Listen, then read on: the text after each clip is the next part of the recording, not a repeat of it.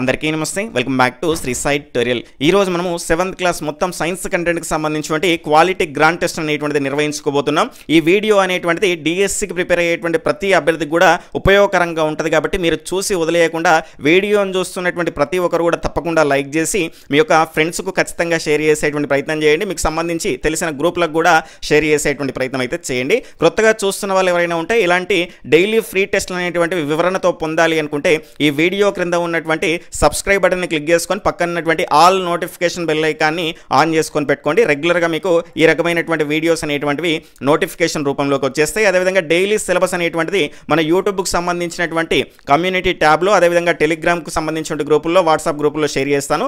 వీలైనంత వరకు Telegram group లో జాయిన్ అయ్యేటువంటి ప్రయత్నం అయితే చేయండి। వీడియో యొక్క టైటిల్ మీద క్లిక్ చేస్తే డిస్క్రిప్షన్ అనేటువంటి ఓపెన్ అవుతుంది। అందులో మీకు బ్లూ కలర్ లింక్ స్టార్టింగ్ లోనే కనిపిస్తుంది। అక్కడ నుంచి మీరు టెలిగ్రామ్ గ్రూప్ లో జాయిన్ అవ్వండి। అదే విధంగా కామెంట్ సెక్షన్ లో మొదటి మెసేజ్ గా కూడా మీకు పిన్ చేసి పెడతాను। అక్కడ నుంచి టెలిగ్రామ్ గ్రూప్ లో జాయిన్ అవ్వడం ద్వారా రెగ్యులర్ గా మీకు సిలబస్ అనేటువంటిది అందుతూ ఉంటుంది। రేపటి నుంచి ఈ వీడియో చివరనే అంటే నెక్స్ట్ రేపటి నుంచి జరగబోయేటువంటి ఈ ఫ్రీ టెస్ట్లకు సంబంధించిన దాని చివరిలో కనుక చూసుకుంటే నెక్స్ట్ డేకి సంబంధించిన సిలబస్ ను కూడా వివరించడం జరుగుతుంది కాబట్టి అంటే సిలబస్ ను కూడా మీకు ముందుగానే తెలియజేయడం జరుగుతుంది కాబట్టి వాటిని కూడా క్లియర్ గా చూసేసి వెళ్ళేటువంటి ప్రయత్నం అయితే చేయండి। ఇక లేట్ చేయకుండా మన యొక్క వీడియోని అయితే స్టార్ట్ చేసుకుందాం। ఈ రోజు గ్రాండ్ టెస్ట్ లో భాగంగా మన మొదటి క్వశ్చన్ వచ్చేసి పెరిస్కోపులో రెండు దర్పణాల మధ్య కోణం ఎంత?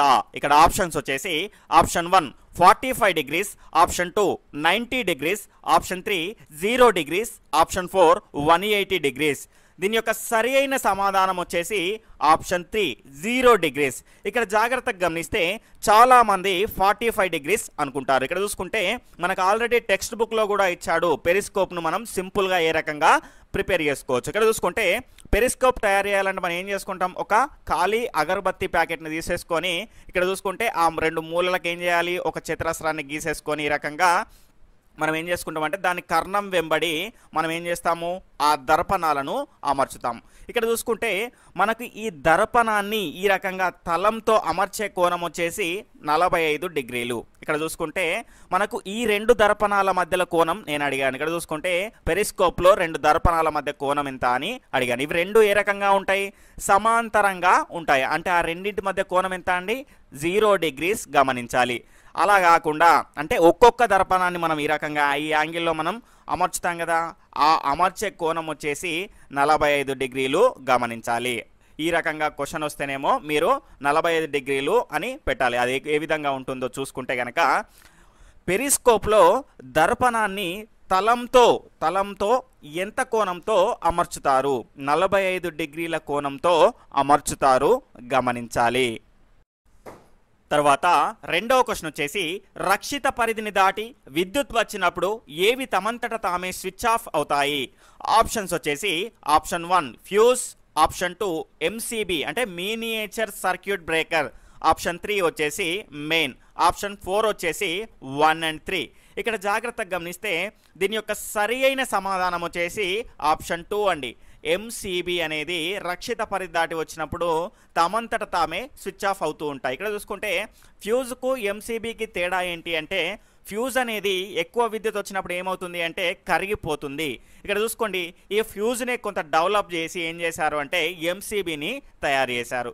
ఎంసీబీలో ఒక స్విచ్ అనేది ఉంటుందండి, ఆ స్విచ్ ఏమవుతుంది అంటే మనకు విద్యుత్ వచ్చి అది హీట్ అవ్వగానే ఆ స్విచ్ అనేది ఆటోమేటిక్గా ఆఫ్ అయిపోతుంది। ఈ రకంగా మనకు అధిక విద్యుత్ నుంచి వచ్చే నష్టాలను దీని ద్వారా మనం అధిగమించవచ్చు। తర్వాత మనం దీన్ని ఆన్ చేయడం ద్వారా విద్యుత్ అనేది మళ్ళీ యథావిధిగా సరఫరా అవుతుంది। ఈ రకంగా ఎంసీబీ అనేది మనకు ఉపయోగపడుతుంది గమనించాలి।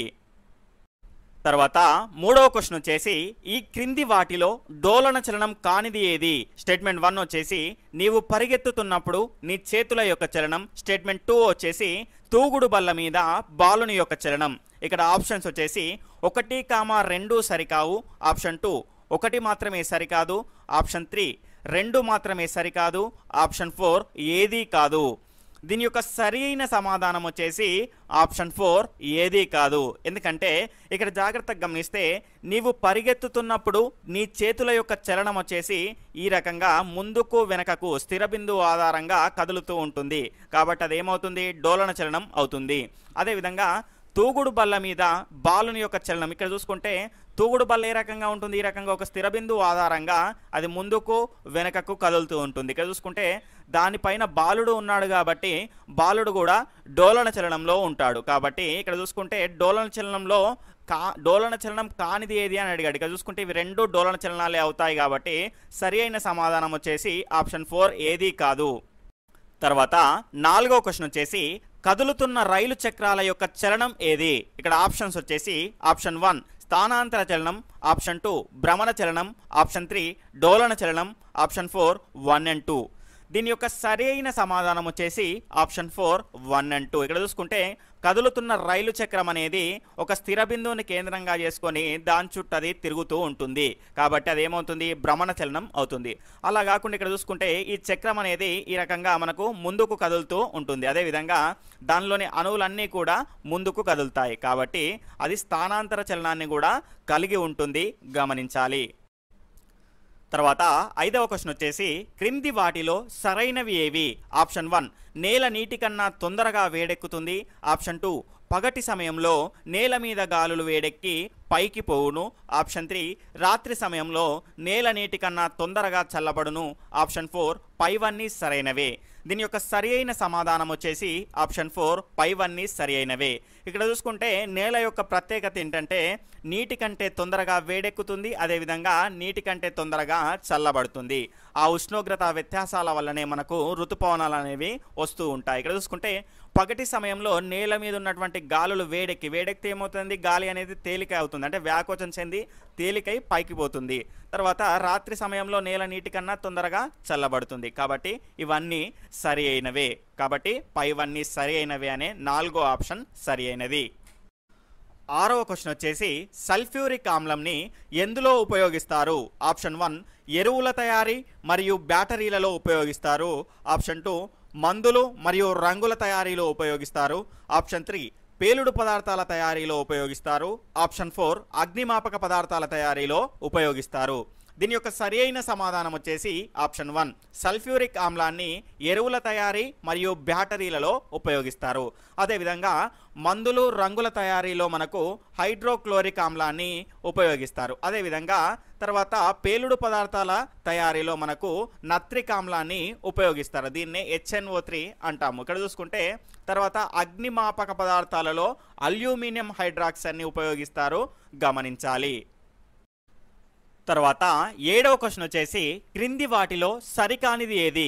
ఆప్షన్ 1 వచ్చేసి రైతులు వర్షాన్ని పదునులలో కొలుస్తారు, ఆప్షన్ 2 వర్షపాతాన్ని సెంటీమీటర్ లేదా మిల్లీమీటర్లలో కొలుస్తారు, ఆప్షన్ 3 అనిమోమీటర్ ద్వారా పవన వేగాన్ని మరియు దిశను కొలుస్తారు, ఆప్షన్ 4 10 సంవత్సరాల పాటు వాతావరణాన్ని పరిశీలించి ఒక ప్రాంతపు శీతోష్ణ స్థితిని నిర్ధారిస్తారు. ఇందులో సరికానిది ఏది అని అడిగాడు. ఇక్కడ దీని యొక్క రైట్ ఆన్సర్ వచ్చేసి ఆప్షన్ 4. ఇక్కడ జాగ్రత్తగా గమనిస్తే 10 సంవత్సరాల పాటు వాతావరణాన్ని పరిశీలించి ఒక ప్రాంతపు శీతోష్ణ స్థితిని నిర్ధారిస్తారు అని ఇచ్చారు. ఇక్కడ చూసుకుంటే 10 సంవత్సరాలు కాదండి, 25 సంవత్సరాల పాటు ఆ వాతావరణాన్ని పరిశీలించి ఆ ప్రాంతం యొక్క శీతోష్ణ స్థితిగా నిర్ధారిస్తారు, గమనించాలి. 8వ క్వశ్చన్ వచ్చేసి 5 గ్రాముల సోడియం హైడ్రాక్సైడ్ దాదాపు ఎన్ని సోడియం హైడ్రాక్సైడ్ పెల్లెట్లకు సమానం. ఆప్షన్స్ వచ్చేసి ఆప్షన్ 1 6, ఆప్షన్ 2 60, ఆప్షన్ 3 10, ఆప్షన్ 4 30.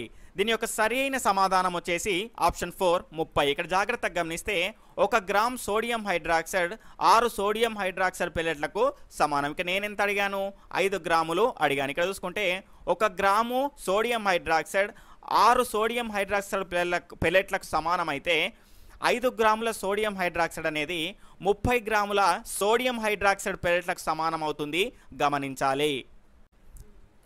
తర్వాత 9వ క్వశ్చన్ వచ్చేసి గ్యాస్ స్టవ్ వాడినప్పుడు ఏ శక్తిగా మార్పు చెందును. ఆప్షన్ 1 వచ్చేసి విద్యుత్ శక్తి ఉష్ణశక్తిగా మార్పు చెందును, ఆప్షన్ 2 యాంత్రిక శక్తి ఉష్ణశక్తిగా మార్పు చెందును, ఆప్షన్ 3 సౌరశక్తి ఉష్ణశక్తిగా మార్పు చెందును, ఆప్షన్ 4 వచ్చేసి రసాయన శక్తి ఉష్ణశక్తిగా మార్పు చెందును. దీని యొక్క సరి అయిన సమాధానం వచ్చేసి ఆప్షన్ 4 రసాయన శక్తి ఉష్ణశక్తిగా మార్పు చెందును. జాగ్రత్తగా గమనిస్తే మనం వాడే గ్యాస్ స్టవ్ యొక్క సిలిండర్లో ఎల్పిజి అంటే లిక్విఫైడ్ పెట్రోలియం గ్యాస్ అనేది ద్రవ రూపంలో కరిగి ఉంటుంది. ఇక్కడ చూసుకుంటే ఇది ఒక రసాయనం, దాన్ని మనం ఏ రకంగా వాడుకుంటున్నాం, ఉష్ణశక్తిగా వాడుకుంటున్నాం. కాబట్టి రసాయన శక్తి అనేది ఉష్ణశక్తిగా మార్పు చెందుతుంది. అదేవిధంగా యాంత్రిక శక్తి ఉష్ణశక్తిగా ఎందులో మారుతుంది అంటే ఇక్కడ చూసుకుంటే మనము చేతులతో రుద్దామనుకోండి, అప్పుడు ఏమవుతుంది, వేడి అనేది వస్తుంది. అది కూడా ఒక ఉదాహరణగా దీనికి తీసుకోవచ్చు. దాని తర్వాత విద్యుత్ శక్తి ఉష్ణశక్తిగా ఎందులో మారుతుంది అంటే ఎలక్ట్రిక్ హీటర్లో మారుతుంది. మనం విద్యుత్ని నీటి ద్వారా పంపించడం ద్వారా ఆ నీరు ఏమవుతుంది, వేడవుతుంది. తర్వాత సౌరశక్తి ఉష్ణశక్తిగా సౌర పలకల ద్వారా మనం వాడుకుంటున్నాం, గమనించాలి. తర్వాత 10వ క్వశ్చన్ వచ్చేసి బల్బు ప్రకాశవంతంగా వెలగాలంటే ఏమి చేయాలి? ఆప్షన్స్ వచ్చేసి ఆప్షన్ 1 అనేక ఘటాలను శ్రేణీ పద్ధతిలో కలపాలి. ఆప్షన్ 2 ఒకే ఘటాన్ని సమాంతర పద్ధతిలో కలపాలి. ఆప్షన్ 3 అనేక ఘటాలను ఏకాంతరంగా కలపాలి. ఆప్షన్ 4 ఒకే ఘటాన్ని శ్రేణీ పద్ధతిలో కలపాలి. దీని యొక్క సరి అయిన సమాధానం వచ్చేసి ఆప్షన్ 1 అనేక ఘటాలను శ్రేణీ పద్ధతిలో కలపాలి. ఇక్కడ జాగ్రత్తగా గమనిస్తే ఫర్ ఎగ్జాంపుల్ బల్బు యొక్క కెపాసిటీ వచ్చేసి 10 వోల్ట్స్ అనుకుందాం. ఇక్కడ చూసుకుంటే నేను ఏం చేశాను అంటే ఇక్కడ 2 వోల్ట్స్ 5 బ్యాటరీలను కలిపాను. ఆ శ్రేణి పద్ధతిలో మనం ఏ రకంగా కలుపుతాము అంటే ఒక బ్యాటరీ యొక్క రుణ ధ్రువాన్ని వేరే బ్యాటరీ యొక్క ధన ధ్రువానికి ఈ రకంగా కలుపుకుంటూ మనకు శ్రేణి సంధానాన్ని ఏర్పాటు చేస్తాం. ఇక్కడ చూసుకుంటే మనకు ఒక 5 బ్యాటరీలను కలపడం ద్వారా 2+2+2+2+2 ఈ రకంగా కలపడం ద్వారా ఏమవుతుందంటే మనకు వీటన్నింటి నుంచి అవుట్పుట్ అనేది 10 వోల్ట్స్ అనేది దీనికి అందుతుంది. ఎందులో కలపడం ద్వారా? శ్రేణి సంధానంలో కలపడం ద్వారా. కాబట్టి అంటే ఆ బల్బుకు సరిపడా వోల్టేజ్ అనేది వచ్చింది కాబట్టి ఆ బల్బ్ అనేది ప్రకాశవంతంగా వెలుగుతుంది. అదేవిధంగా ఇలా కాకుండా మనం ఏం చేసాము అంటే సమాంతర సంధానంలో కనుక కలిపితే కనుక ఒక బ్యాటరీ యొక్క ధన ధ్రువాలన్నీ ఒకవైపు, అదేవిధంగా ఒక బ్యాటరీ యొక్క రుణ ధ్రువాలన్నీ ఒకవైపు ఈ రకంగా కలుపుతూ పోతే మనం ఏమంటాము అంటే దాన్ని సమాంతర సంధానం అంటాము. ఇక్కడ చూసుకుంటే మనం ఇప్పుడు ఏం కలిపాము, ఒక 5 బ్యాటరీలు 2 వోల్ట్స్ కెపాసిటీ ఉన్నటువంటి బ్యాటరీలను కలిపాము అనుకుందాం. ఇక్కడ చూసుకుంటే మనకి ఇప్పుడు ఏమైంది, ఈ రెండు అన్ని కలిపి 10 వోల్ట్స్గా బయటికి అవుట్పుట్ అనేది వచ్చింది. ఇక్కడ చూసుకుంటే సమాంతర సంధానంలో మనకి ఏ రకంగా వస్తుంది అంటే గిట మనం ఎన్ని 2 వోల్ట్ల యొక్క బ్యాటరీలను కలిపినా కూడా బయటకు వచ్చేది ఎంత అంటే కేవలం 2 వోల్ట్స్ మాత్రమే. కాబట్టి సమాంతర సంధానంలో కలిపితే మాత్రం బల్బు అనేది ప్రకాశవంతంగా వెలగదు. శ్రేణి సంధానంలో కలిపితే బల్బు అనేది ప్రకాశవంతంగా వెలుగుతుంది, గమనించాలి. తర్వాత 11వ క్వశ్చన్ వచ్చేసి ఒక వస్తువు ఒకే సమయంలో వేరువేరు వస్తువులతో పోల్చినప్పుడు ఎలా ఉంటుంది? ఆప్షన్ 1 వచ్చేసి స్థిరంగా ఉంటుంది. ఆప్షన్ 2 చలనంలో ఉంటుంది. ఆప్షన్ 3 అంటే ఒకే రకంగా ఉంటుంది. ఆప్షన్ 4 1 and 2 అంటే స్థిరంగా మరియు చలనంలో ఉంటుంది. దీని యొక్క సరి అయిన సమాధానం వచ్చేసి ఆప్షన్ 4 1 and 2. ఇక్కడ చూసుకుంటే స్థిరంగా ఉంటుంది, చలనంలో ఉంటుంది. ఫర్ ఎగ్జాంపుల్ ఇక్కడ చూసుకుంటే బస్సులో మనం వెళ్తూ ఉన్నప్పుడు మన పక్క వారితో కనుక మనం పోల్చుకున్నాం అనుకోండి, ఆ పరిసరాన్ని ఏ రకంగా ఉంటుంది, స్థిరంగా ఉంటుంది. అలా కాకుండా విండో నుంచి బయటికి చూసామనుకోండి, పక్కన ఉన్నటువంటి భవంతులు, చెట్లు అవన్నీ ఏ రకంగా కనిపిస్తుంది అంటే కదులుతూ ఉన్నట్టు, అంటే చలనంలో కనిపిస్తుంది. కాబట్టి ఈ రకంగా ఒక వస్తువు ఒకే సమయంలో వేరువేరు వస్తువులతో పోల్చినప్పుడు స్థిరంగా ఉంటుంది, చలనంలో కూడా ఉంటుంది, గమనించాలి. తర్వాత 12వ క్వశ్చన్ వచ్చేసి విద్యుత్ డైనమో ఆప్షన్స్ వచ్చేసి యాంత్రిక శక్తిని విద్యుత్ శక్తిగా మారుస్తుంది. ఆప్షన్ బి విద్యుత్ శక్తిని యాంత్రిక శక్తిగా మారుస్తుంది. ఆప్షన్ సి రసాయన శక్తిని విద్యుత్ శక్తిగా మారుస్తుంది. ఆప్షన్ డి విద్యుత్ శక్తిని రసాయన శక్తిగా మారుస్తుంది. దీని యొక్క సరి అయిన సమాధానం వచ్చేసి ఆప్షన్ ఏ యాంత్రిక శక్తిని విద్యుత్ శక్తిగా మారుస్తుంది. డైనమోని మైకెల్ ఫారడే కనుక్కున్నాడు. అదేవిధంగా ట్రాన్స్ఫార్మర్ని కూడా మైకెల్ ఫారడేనే కనుక్కున్నాడు, గమనించాలి. తర్వాత 13వ క్వశ్చన్ వచ్చేసి ఒక పదార్థంలో మాంసకృతులు ఉన్నాయని తెలియజేసే పరీక్షలకు ఉపయోగపడే ద్రావణాలు ఏవి? ఆప్షన్ 1 వచ్చేసి సోడియం హైడ్రాక్సైడ్ ద్రావణం. ఆప్షన్ 2 కాపర్ సల్ఫేట్ ద్రావణం. ఆప్షన్ 3 ఫెర్రస్ సల్ఫేట్ ద్రావణం. ఆప్షన్ 4 అయోడిన్ ద్రావణం. ఇక్కడ అడిషనల్ ఆప్షన్స్ వచ్చేసి 1, 2, 3. ఆప్షన్ 2 1, 2 మాత్రమే. ఆప్షన్ 3 వచ్చేసి 3, 4, 1. ఆప్షన్ 4 1, 2, 4. దీని యొక్క సరి అయిన సమాధానం వచ్చేసి ఆప్షన్ 2 అండి, 1, 2 మాత్రమే. ఇక్కడ చూసుకుంటే మాంసకృతులు అంటే ప్రోటీన్స్ని మనకు గుర్తించడానికి మనం ఏం చేస్తాము అంటే 10% సోడియం హైడ్రాక్సైడ్, అదేవిధంగా 2% కాపర్ సల్ఫేట్ ద్రావణాలను మనం ఉపయోగిస్తాము, గమనించాలి.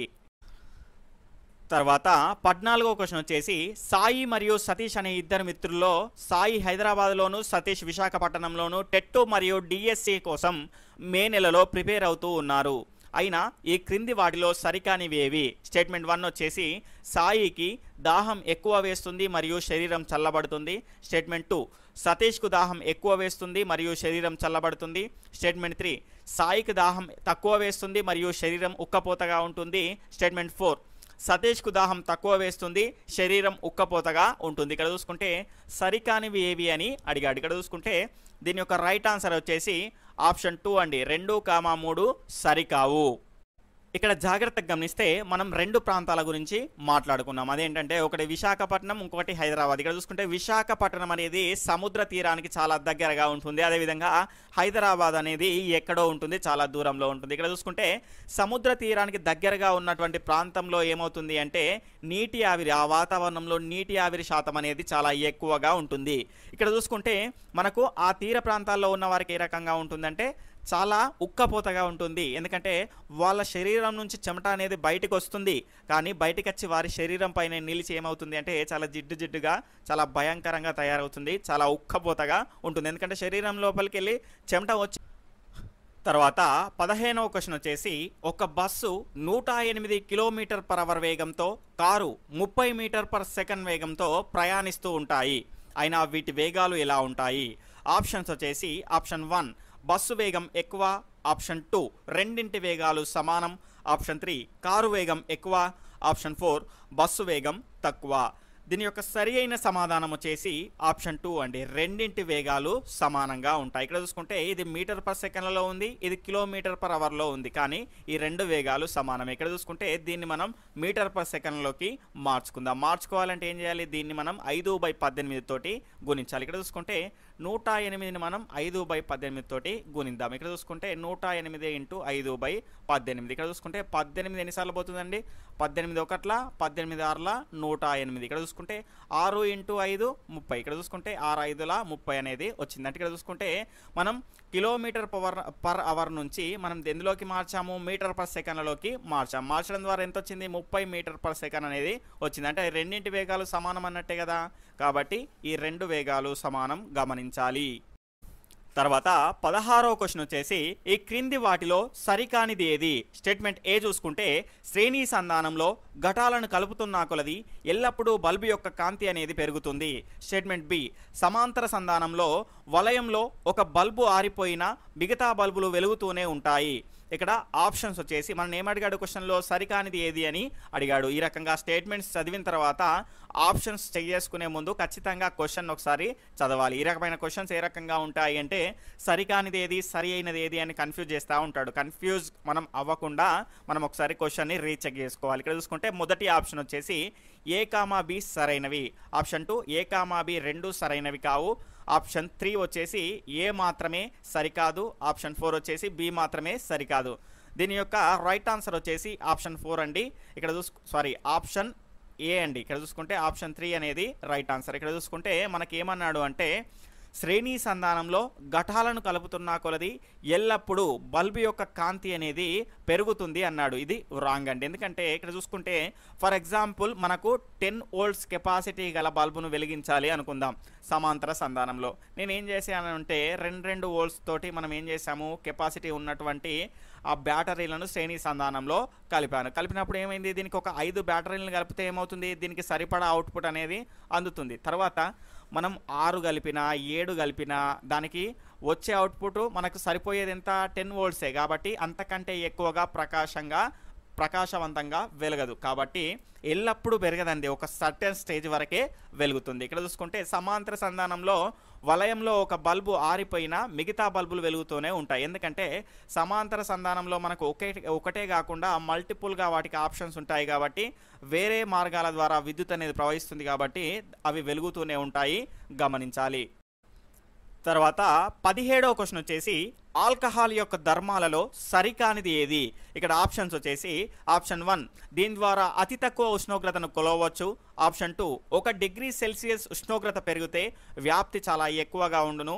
ఆప్షన్ 3 దీనికి రంగు వేయవచ్చు, స్పష్టంగా కనిపిస్తుంది. ఆప్షన్ 4 ఏదీ లేదు. ఇక్కడ జాగ్రత్తగా గమనిస్తే సరికానిది అన్నాడు. ఇక్కడ చూసుకుంటే ఇవన్నీ సరి అయినవే అండి. కాబట్టి దీని యొక్క సరి అయిన సమాధానం వచ్చేసి ఆప్షన్ 4 ఏదీ లేదు. ఇక్కడ జాగ్రత్తగా గమనించండి.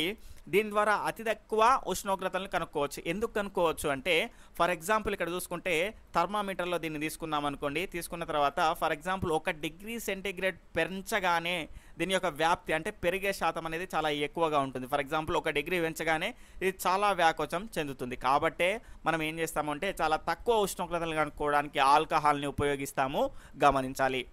అదేవిధంగా ఇక్కడ చూసుకుంటే దీనికి రంగు కూడా వేయవచ్చు. అంటే రంగు వేయడం ద్వారా ఏమవుతుంది, మనకు స్పష్టంగా చూడడానికి వీలుంటుంది. కాబట్టి ఇవన్నీ సరైనవే. సరికానిది అడిగాడు కాబట్టి ఆప్షన్ 4 అనేది సరి అయిన సమాధానం, గమనించాలి.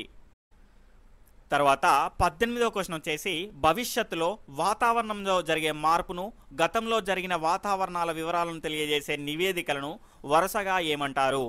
ఆప్షన్స్ వచ్చేసి option 1 weather cast weather report, option 2 weather forecast weather report, option 3 weather report weather forecast, option 4 weather forecast weather cast. దీని యొక్క సరి అయిన సమాధానం వచ్చేసి ఆప్షన్ 2 అండి. ఇక్కడ చూసుకుంటే భవిష్యత్తులో వాతావరణంలో జరిగే మార్పును ఏమంటాము అంటే వెదర్ ఫోర్కాస్ట్ అంటాము. అదేవిధంగా గతంలో జరిగిన వాతావరణ వివరాలను తెలియజేసే నివేదికలను మనం ఏమంటాము అంటే వెదర్ రిపోర్ట్ అంటాము. ఇక్కడ చూసుకుంటే రేపు ఉష్ణోగ్రత ఏ రకంగా ఉంటుంది, రేపు వర్షం వచ్చే సూచన ఉందా అని తెలియజేసేది ఏంటి అంటే వెదర్ ఫోర్కాస్ట్. అదే రకంగా ఇక్కడ చూసుకుంటే నిన్న ఎంత ఉష్ణోగ్రత ఉండింది, అదేవిధంగా నిన్న వర్షం వచ్చిందా, అలాంటి విషయాలను తెలియజేసేది ఏంటి అంటే వెదర్ రిపోర్ట్. అంటే జరిగిపోయిన వాటిని తెలియజేసేదేమో వెదర్ రిపోర్ట్, జరగబోయేవి తెలియజేసేదేమో వెదర్ ఫోర్కాస్ట్, గమనించాలి. తర్వాత 19వ క్వశ్చన్ వచ్చేసి భూమధ్య రేఖా ప్రాంతంలో ఆప్షన్స్. ఆప్షన్ 1 పీడనం ఎక్కువ, ఆప్షన్ 2 నిత్యం వర్షం వస్తుంది, ఆప్షన్ 3 పీడనం తక్కువ, ఆప్షన్ 4 2 and 3. దీని యొక్క సరి అయిన సమాధానం వచ్చేసి ఆప్షన్ 4 అండి, 2 and 3. ఇక్కడ ఏమవుతుంది అంటే నిత్యం వర్షం కురుస్తుంది, పీడనం తక్కువగా ఉంటుంది. ఎందుకు అంటే భూమధ్య రేఖా ప్రాంతంలో మనకు సూర్యుని యొక్క కిరణాలన్నింటివి నిట్ట నిలువుగా పడుతూ ఉంటాయి. ఈ రకంగా పడడం ద్వారా అక్కడ ఏమవుతుంది అంటే వేడి చాలా ఎక్కువగా ఉండడం వల్ల గాలి అనేది వ్యాకోచం చెంది పైకి వెళ్తూ ఉంటుంది. కాబట్టి ఈ రకంగా అల్పపీడన ప్రాంతం అనేది ఏర్పడుతుంది. ఇక్కడ చూసుకుంటే అదేవిధంగా ఇక్కడ ఉన్నటువంటి నీరంతా కూడా వేడి వల్ల ఏమవుతుంది, ఆవిరి అవుతూ ఉంటుంది. త్వరగా ఆవిరయి పైకి వెళ్ళి మేఘంగా మారి చల్లబడి నిత్యం వర్షం వస్తూనే ఉంటుంది, గమనించాలి. తర్వాత 20వ క్వశ్చన్ వచ్చేసి క్రింది వాటిలో సరి అయినది ఏది? స్టేట్మెంట్ ఏ చూసుకుంటే శ్రేణి వలయంలో విద్యుత్ ప్రవాహానికి ఒకే మార్గం ఉంటుంది. స్టేట్మెంట్ బి విద్యుత్ వినియోగాన్ని వాటేజ్లలో కొలుస్తారు. ఇక్కడ ఆప్షన్స్ వచ్చేసి ఆప్షన్ 1 ఏ కామా బి సరైనవి, ఆప్షన్ 2 ఏ కామా బి సరైనవి కావు, ఆప్షన్ 3 ఏ మాత్రమే సరి అయినది, ఆప్షన్ 4 బి మాత్రమే సరి అయినది. దీని యొక్క సరి అయిన సమాధానం వచ్చేసి మనకు ఆప్షన్ 3 అండి, ఏ మాత్రమే సరి అయినది. ఇక్కడ జాగ్రత్తగా గమనిస్తే శ్రేణి వలయంలో విద్యుత్ ప్రవాహానికి ఒకే ఒక మార్గం ఉంటుందండి. ఈ రకంగా ఇక్కడ చూసుకుంటే ఒక బ్యాటరీలో మనకు ధన ధ్రువాన్ని వేరొక బ్యాటరీ యొక్క రుణ ధ్రువానికి ఆ రకంగా కలుపుకుంటూ శ్రేణి సంధానాన్ని ఏర్పాటు చేస్తారు కదా. ఇక్కడ చూసుకుంటే ఇందులో విద్యుత్ అనేది ఒకే మార్గంలో ప్రవహిస్తుంది, ఇది సరి అయినదే. తర్వాత ఇక్కడ చూసుకుంటే విద్యుత్ వినియోగాన్ని వాటేజ్లలో కొలుస్తారు అన్నారు. ఇక్కడ చూసుకుంటే వాటేజ్లలో కాదండి, విద్యుత్ యొక్క వినియోగాన్ని యూనిట్లలో కొలుస్తారు. ఒక యూనిట్ అంటే ఏంటి అంటే ఒక గంటలో 1 కిలోవాట్ విద్యుత్ని కనుక మనం వినియోగించుకున్నాం అనుకోండి, దాన్ని యూనిట్ అంటారు. ఇక్కడ చూసుకుంటే కిలోవాట్ అంటే ఏంటి అంటే 1000 వాట్స్ అయితే 1000 వాట్స్ అయితే మనం 1 కిలోవాట్ అంటాము. ఈ రకంగా గంటలో కనుక మనం 1000 వాట్స్ని కనుక వినియోగించుకున్నాం అనుకో దాన్ని ఒక యూనిట్ అంటాము, లేదా కిలోవాట్ అవర్ అని కూడా అంటాము, గమనించాలి. తర్వాత 21వ క్వశ్చన్ వచ్చేసి ఈ క్రింది వాటిలో సరి అయినది ఏది? ఇక్కడ చూసుకుంటే స్టేట్మెంట్ ఏ వచ్చేసి కదిలే గాలిని పవనం అంటారు. స్టేట్మెంట్ బి వచ్చేసి ఇది నిరంతరం కింది నుండి పైకి కదులుతుంది. ఇక్కడ ఆప్షన్స్ వచ్చేసి ఏమడిగాడు మనని, సరైనది ఏది అని అడిగాడు. ఇక్కడ చూసుకుంటే ఆప్షన్ 1 వచ్చేసి ఏ మాత్రమే సరి అయినది, ఆప్షన్ 2 బి మాత్రమే సరి అయినది, ఆప్షన్ 3 వచ్చేసి ఏ కామా బి సరి అయినవి, ఆప్షన్ 4 వచ్చేసి ఏది కాదు. దీని యొక్క సరి అయిన సమాధానం వచ్చేసి ఆప్షన్ 1 అండి, ఏ మాత్రమే సరి అయినది. ఇక్కడ జాగ్రత్తగా గమనిస్తే కదిలే గాలిని మనం ఏమంటాము అంటే పవనం అంటాము. ఇక్కడ చూసుకుంటే ఇది నిరంతరం కింది నుండి పైకి కదులుతుంది అన్నాము. ఇక్కడ చూసుకుంటే ఇది నిరంతరం కింది నుంచి పైకే కాదండి, అన్ని దిశల్లో ప్రయాణిస్తూ ఉంటుంది. ఇక్కడ చూసుకుంటే గాలి అనేది అల్పపీడన ప్రాంతం నుంచి అధిక పీడన ప్రాంతానికి వీస్తూ ఉంటుంది, గమనించాలి. కాబట్టి అది అన్ని దిశల్లో ప్రయాణిస్తూ ఉంటుంది, కేవలం పై నుంచి కిందికి మాత్రమే కదులుతూ ఉండదు, గమనించాలి. తర్వాత 22వ క్వశ్చన్ వచ్చేసి పూర్తిగా పారదర్శకమైనటువంటి పదార్థాలను కాంతి సమక్షంలో, ఇక్కడ ఆప్షన్స్ వచ్చేసి ఆప్షన్ 1 చూడలేం, ఆప్షన్ 2 చూడగలుగుతాం, ఆప్షన్ 3 పాక్షికంగా చూడగలుగుతాం, ఆప్షన్ 4 ఏదీ కాదు. దీని యొక్క సరి అయిన సమాధానం వచ్చేసి ఆప్షన్ 1 చూడలేమండి. ఇక్కడ చూసుకుంటే మీరు ఎప్పుడైనా ట్రై చేసి చూడండి, పూర్తిగా పారదర్శకమైనటువంటి పదార్థాన్ని కాంతి సమక్షంలో పెట్టి చూడండి, అది మనకు కనిపించదు. ఏదైనా ఒక గాజును అంటే పూర్తిగా పారదర్శకమైనటువంటి పదార్థాన్ని తీసుకెళ్ళి కాంతిలో పెట్టి చూడండి, అది మనకు అస్సలు కనిపించదు. ఇక్కడ జాగ్రత్తగా గమనిస్తే మనం ఏదైనా వస్తువును చూడగలుగుతున్నాము అంటే ఆ కాంతి పరావర్తనం వల్లనే అది కూడా గమనించాలి. తర్వాత 23వ క్వశ్చన్ వచ్చేసి క్రింది వాటిలో గాలి పీడనానికి ఉదాహరణ కానిది ఏది?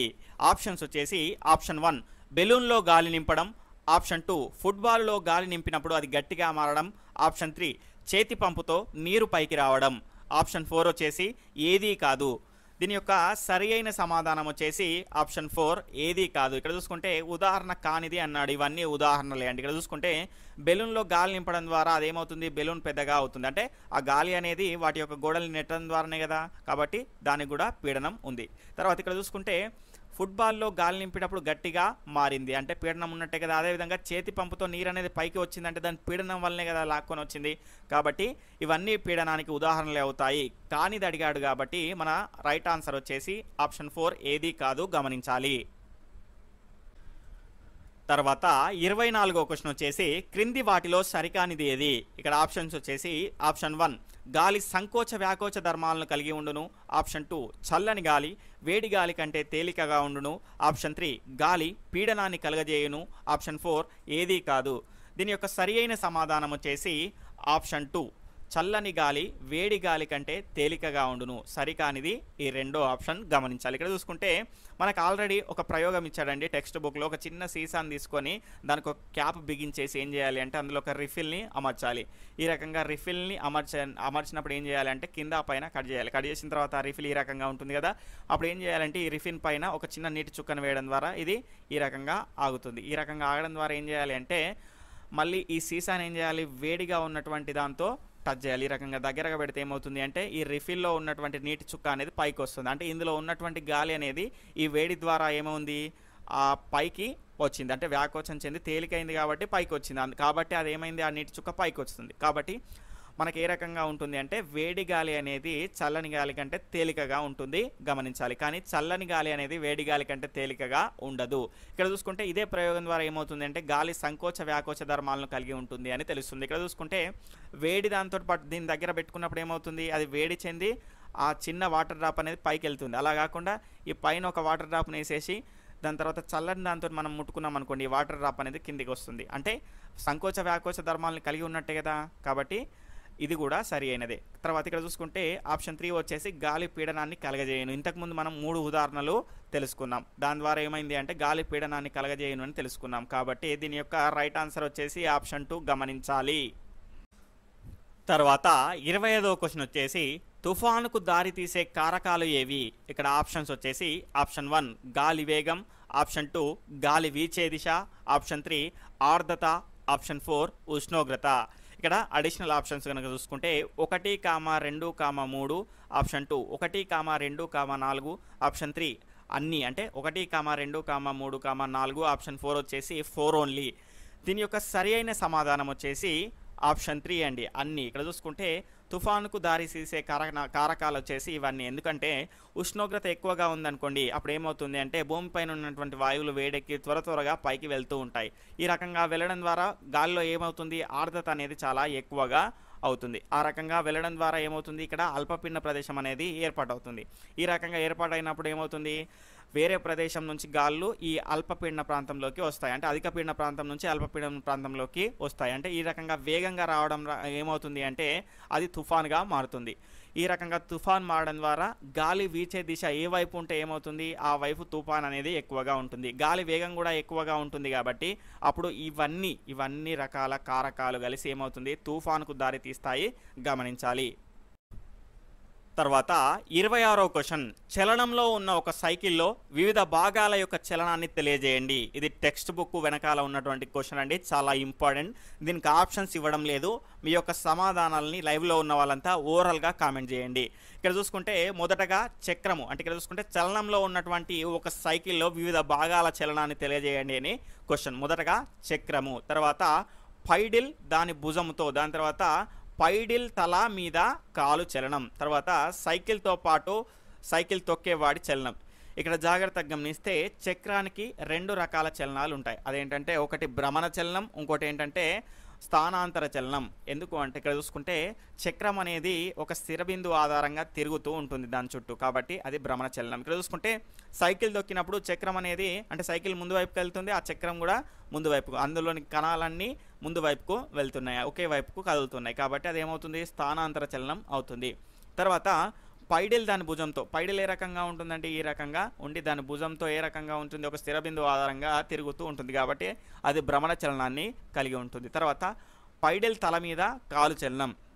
ఇక్కడ చూసుకుంటే పైడిల్ తల మీద కాలు చలనం అండి. చాలామంది ఏమనుకుంటున్నారంటే భ్రమణ చలనం అంటున్నారు, కానీ భ్రమణ చలనం కాదండి. ఇక్కడ చూసుకుంటే పైడిల్ మీద కాలు పెట్టినప్పుడు ఒకసారి ట్రై చేయండి మీరు. కాలు అనేది ఒక స్థిర బిందువు ఆధారంగా గుండ్రంగా తిరుగుతుందా అండి, తిరగదు. ఇక్కడ చూసుకుంటే డోలనం ఈ రకంగా పైకి కిందికి అవుతూ ఉంటుంది, కాబట్టి అదేమవుతుంది అంటే డోలన చలనం అవుతుంది. తర్వాత సైకిల్తో పాటు సైకిల్ తొక్కేవాడి చలనం, ఇది స్థానాంతర చలనం అండి. ఇక్కడ చూసుకుంటే సైకిల్ తొక్కేవాడు ఏం చేస్తున్నాడు, ముందుకు వెళ్తున్నాడు, అదేవిధంగా ఆ సైకిల్ కూడా ముందుకెళ్తున్నది, కాబట్టి స్థానాంతర చలనం గమనించాలి. తర్వాత 27వ క్వశ్చన్ వచ్చేసి స్టీమ్ ఇంజన్లో శక్తుల యొక్క మార్పు ఏ విధంగా ఉంటుంది.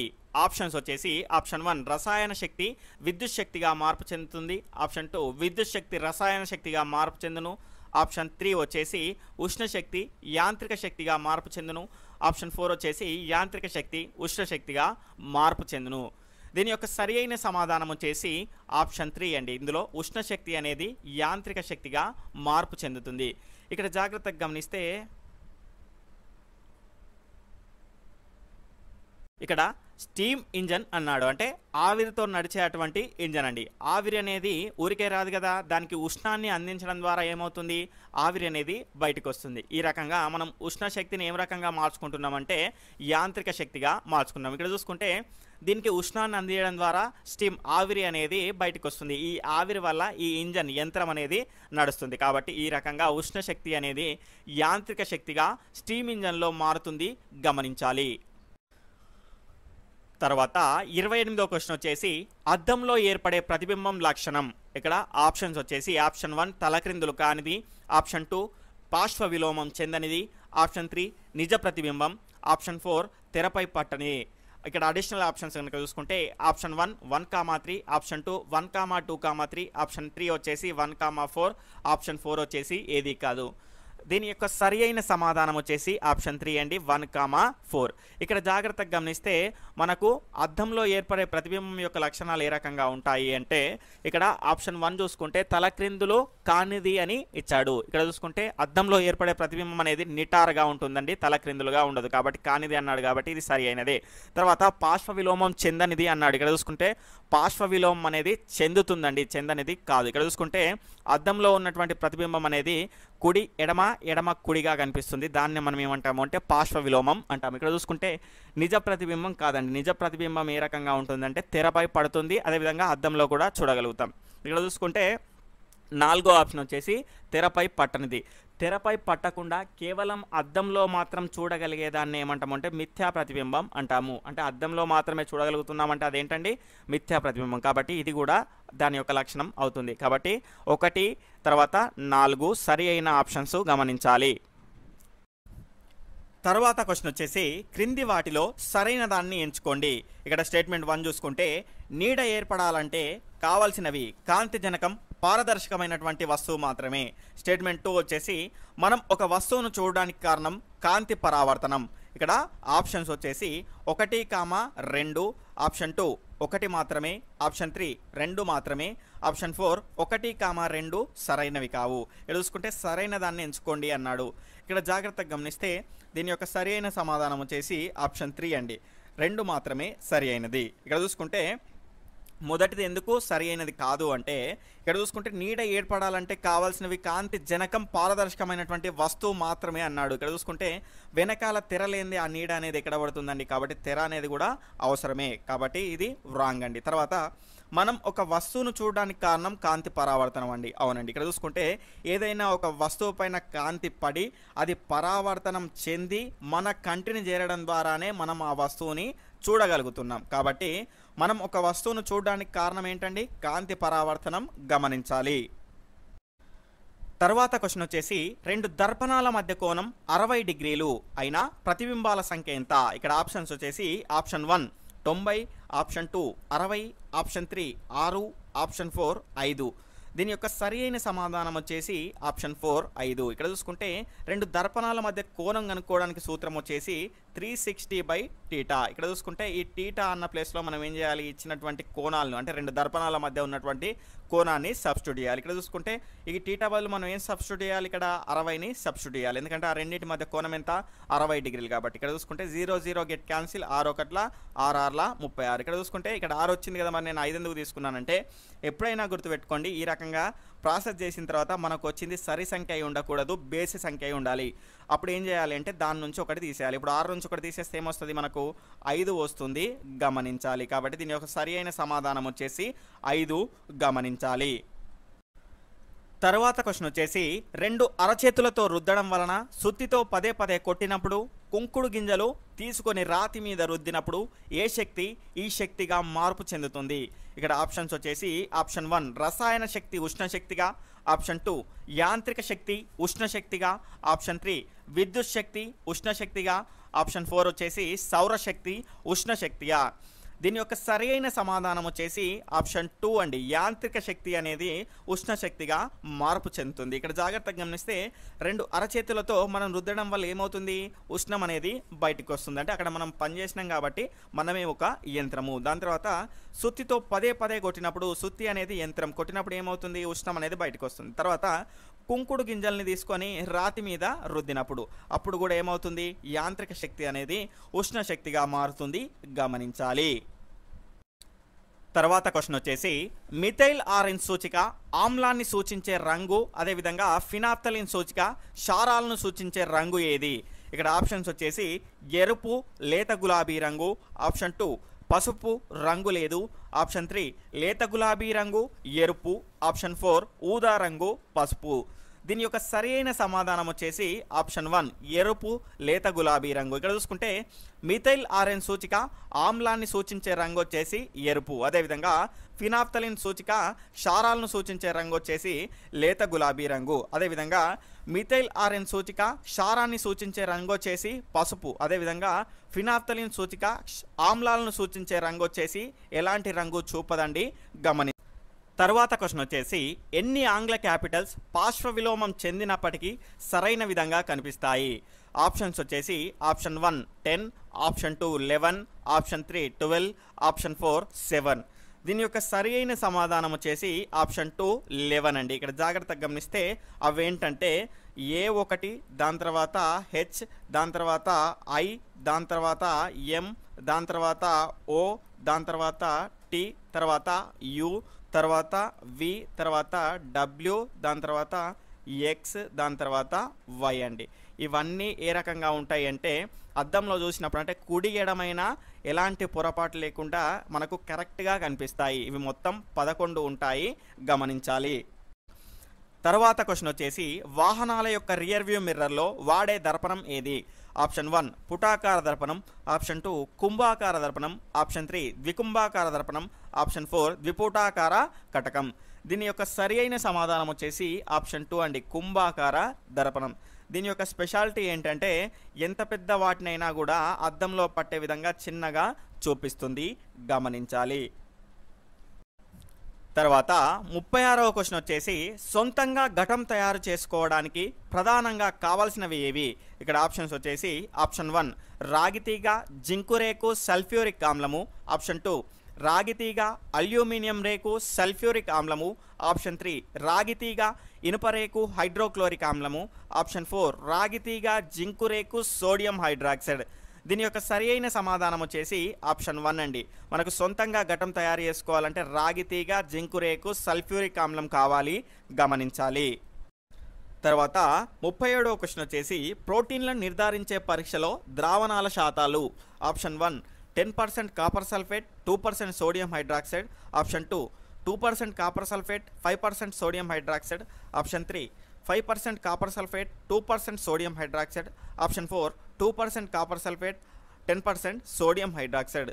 దీని యొక్క సరి అయిన సమాధానం వచ్చేసి ఆప్షన్ 4 అండి. 2% కాపర్ సల్ఫేట్ అదేవిధంగా 10% సోడియం హైడ్రాక్సైడ్ని మనం ప్రోటీన్లను నిర్ధారించే పరీక్షలో ఉపయోగిస్తాం. ఇక్కడ జాగ్రత్తగా గమనిస్తే 10% సోడియం హైడ్రాక్సైడ్ ఏ రకంగా తయారు చేస్తారు అంటే 100 ml నీటిలో మనం ఏం చేస్తాము అంటే 10 గ్రాముల సోడియం హైడ్రాక్సైడ్ని కరిగిస్తాం. ఆ రకంగా 10% సోడియం హైడ్రాక్సైడ్ని తయారు చేస్తాం. అదేవిధంగా 100 ml నీటిలో మనం 2 గ్రాముల కాపర్ సల్ఫేట్ని కరిగించడం ద్వారా ఏమవుతుంది అంటే 2% కాపర్ సల్ఫేట్ అనేది తయారవుతుంది, గమనించాలి. తర్వాత ఒక క్రికెట్ బంతిని బల్లపై నెట్టినప్పుడు బంతిలోని చలనం ఆప్షన్ 1 వచ్చేసి భ్రమణ చలనం, ఆప్షన్ 2 స్థానాంతర చలనం, ఆప్షన్ 3 డోలన చలనం, ఆప్షన్ 4 1 and 2. దీని యొక్క సరి అయిన సమాధానం వచ్చేసి ఆప్షన్ 4 1 and 2 అండి. ఇక్కడ చూసుకుంటే బంతిని మనం ఈ రకంగా బల్లపై నెట్టినప్పుడు ఏమవుతుంది అంటే అది గిరగిరా తిరుక్కుంటూ ముందుకెళ్తుంది. కాబట్టి ఇక్కడ చూసుకుంటే అది ముందుకెళ్తుంది, దానిలోని అణువులన్నీ కూడా ముందుకే వెళ్తున్నాయి కాబట్టి స్థానాంతర చలనాన్ని, అదేవిధంగా ఒక స్థిర బిందువు ఆధారంగా రౌండ్గా తిరుగుతుంది కాబట్టి అది ఏమవుతుంది అంటే భ్రమణ చలనం అవుతుంది, గమనించాలి. తరువాత క్వశ్చన్ వచ్చేసి మన గ్రామాల్లో ఉన్న నీళ్ళ ట్యాంకులో పట్టే నీటి సామర్థ్యాన్ని ఎందులో కొలుస్తారు? ఇక్కడ ఆప్షన్స్ వచ్చేసి ఆప్షన్ 1 లీటర్లలో, ఆప్షన్ 2 క్యూసెక్కులలో, ఆప్షన్ 3 గాలెన్లలో, ఆప్షన్ 4 1 and 3 అంటే లీటర్లలో మరియు గాలెన్లలో. దీని యొక్క సరి అయిన సమాధానం వచ్చేసి ఆప్షన్ 4 1 and 3. ఇక్కడ జాగ్రత్తగా గమనిస్తే 1 Galen is equal to 3.79 litres, గమనించాలి సుమారుగా. తర్వాత క్వశ్చన్ వచ్చేసి కొంత ఎత్తు నుంచి పడిన రాయికి మరియు రోడ్డు మీద పోతున్న సైకిల్లో గల చలనాలు వరుసగా ఆప్షన్ 1 సరళరేఖీయ వక్రరేఖీయ చలనాలు, ఆప్షన్ 2 వక్రరేఖీయ సరళరేఖీయ చలనాలు, ఆప్షన్ 3 సరళరేఖీయ చలనాలు, ఆప్షన్ 4 వక్రరేఖీయ చలనాలు. దీని యొక్క సరి అయిన సమాధానం వచ్చేసి ఆప్షన్ 1 సరళరేఖీయ వక్రరేఖీయ చలనాలు. ఇక్కడ చూసుకుంటే పైనుంచి కింద పడుతున్న రాయి అదేవిధంగా రోడ్డు మీద పోతున్న సైకిల్ రెండు స్థానాంతర చలనాల్లో ఉన్నాయి. ఇక్కడ చూసుకుంటే స్థానాంతర చలనంలో గనక సరళరేఖా మార్గంలో ప్రయాణిస్తే దాన్ని ఏమంటాము అంటే సరళరేఖీయ చలనం, అదేవిధంగా వక్రరేఖా మార్గంలో గనక ప్రయాణిస్తే దాన్ని వక్రరేఖీయ చలనం అంటాం. ఇక్కడ చూసుకుంటే పైనుంచి కింద పడుతున్న రాయి అనేది స్ట్రైట్గా పడుతుంది కాబట్టి అది ఏ రకంగా ఉంటుంది అంటే సరళరేఖీయ చలనంలో ఉంటుంది. అదేవిధంగా రోడ్డుపై వెళ్తున్నటువంటి సైకిల్ అనేది స్ట్రైట్గా వెళ్ళదు కానీ ఖచ్చితంగా మలుపులన్నిటి వస్తాయి కాబట్టి అదే రకంగా ఉంటుంది అంటే వక్రరేఖీయ చలనంలో ఉంటుంది, గమనించాలి.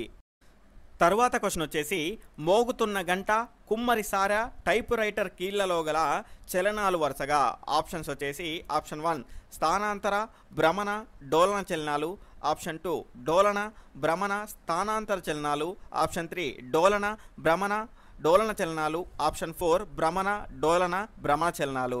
దీని యొక్క సరి అయిన సమాధానం వచ్చేసి ఆప్షన్ 3 అండి, డోలన భ్రమణ డోలన చలనాలు. ఇక్కడ చూసుకుంటే మోగుతున్న గంట ఏ రకంగా ఉంటుంది, అందులో ఒక స్థిర బిందువు ఆధారంగా ముందుకు వెనక్కి కదులుతూ ఉంటుంది కాబట్టి ఇది మనకు డోలన చలనం అవుతుంది. తర్వాత కుమ్మరి సార ఒక స్థిర బిందువు ఆధారంగా ఈ రకంగా తిరుగుతూ ఉంటుంది కాబట్టి అదేంటంటే భ్రమణ చలనం. తర్వాత టైప్ రైటర్లోకి ఏ రకంగా ఉంటుందంటే పైకి కిందికి కదులుతూ ఉంటుంది కాబట్టి అది కూడా డోలన చలనం, గమనించాలి. తరువాత క్వశ్చన్ వచ్చేసి వాహనం ప్రయాణించిన దూరాన్ని, వాహనం యొక్క వేగాన్ని తెలుసుకోవడానికి ఉపయోగపడే మీటర్లు వరుసగా option 1 speedometer odometer, option 2 spectrometer speedometer, option 3 spirometer speedometer, option 4 odometer speedometer. దీని యొక్క సరి అయిన సమాధానం వచ్చేసి ఆప్షన్ 4. ఇక్కడ చూసుకుంటే ఓడోమీటర్ స్పీడోమీటర్. వాహనం యొక్క ప్రయాణించిన దూరాన్ని మనం ఓడోమీటర్ ద్వారా తెలుసుకుంటాం, అదేవిధంగా వాహనం యొక్క వేగాన్ని మనం స్పీడోమీటర్ ద్వారా తెలుసుకుంటాం, గమనించాలి. తరువాత క్వశ్చన్ వచ్చేసి క్రింది వాటిలో సరి అయిన దాన్ని గుర్తించండి. స్టేట్మెంట్ ఏ చూసుకుంటే బల్బులో ఫిలమెంట్ సన్నగా ఉంటుంది ఎందుకంటే నిరోధం తగ్గి విద్యుత్ ప్రవాహం పెరగాలి కాబట్టి. స్టేట్మెంట్ బి వచ్చేసి ఫ్యూజ్ని శ్రేణి సంధానంలో కలుపుతారు. ఇక్కడ చూసుకుంటే సరి అయిన దాన్ని గుర్తించండి అన్నారు. ఇక్కడ చూసుకుంటే దీని యొక్క ఆప్షన్స్ కనుక చూసుకుంటే ఏ కామా బి సరైనవి, ఆప్షన్ 2 ఏ కామా బి సరైనవి కావు, ఆప్షన్ 3 ఏ మాత్రమే సరి అయినది, ఆప్షన్ 4 వచ్చేసి బి మాత్రమే సరి అయినది. ఇక్కడ దీని యొక్క సరి అయిన సమాధానం వచ్చేసి ఆప్షన్ 4 అండి, బి మాత్రమే సరి అయినది, ఏ సరి అయినది కాదు. ఎందుకంటే ఇక్కడ చూసుకుంటే ఫిలమెంటు అనేది సన్నగా ఉంటుంది ఎందుకంటే నిరోధం పెరిగి విద్యుత్ ప్రవాహం అనేది తగ్గాలి కాబట్టి. తర్వాత ఫ్యూజ్ని శ్రేణి సంధానంలో కలుపుతారు. ఎందుకంటే విద్యుత్ అనేది ఎక్కువగా వచ్చిందనుకోండి, దాని ద్వారా మన ఇంట్లో ఉన్నటువంటి ఎలక్ట్రానిక్ పరికరాలు అనేటివి పాడవుతాయి. కాబట్టి ఆ రకంగా ఫ్యూజ్ అనేది కొట్టేయడం ద్వారా విద్యుత్ ప్రవాహం అనేది ఆ మార్గంలో క్లోజ్ అయిపోతుంది. కాబట్టి ఎలాంటి ప్రమాదాలు జరగకుండా ఉంటాయి, గమనించాలి. కాబట్టి ఇది సరి అయినది, ఇది సరి అయినది కాదు.